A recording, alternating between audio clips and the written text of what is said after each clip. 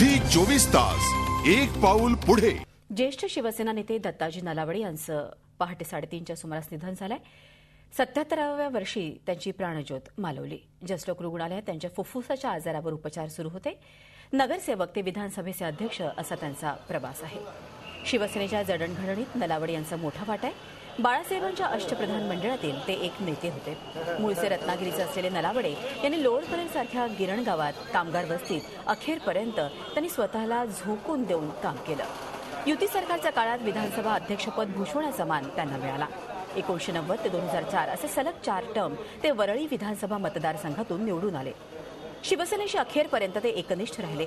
शिवसेना खऱ्या अर्थानं मुंबईत आणि मुंबई बाहेरही वाढवण्यात त्यांचं मोठं योगदान राहिलं आहे। आज संध्याकाळी 4 वाजता लोअर परेल इथल्या त्याच्या घरून त्यांची अंत्ययात्रा निघेल आणि वरळीतल्या स्मशानभूमीत त्यांच्यावरती अंत्यसंस्कार करण्यात येतील।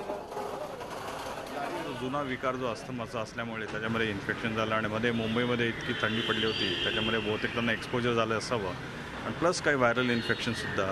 असं सगळ्या प्रकारामध्ये त्यांची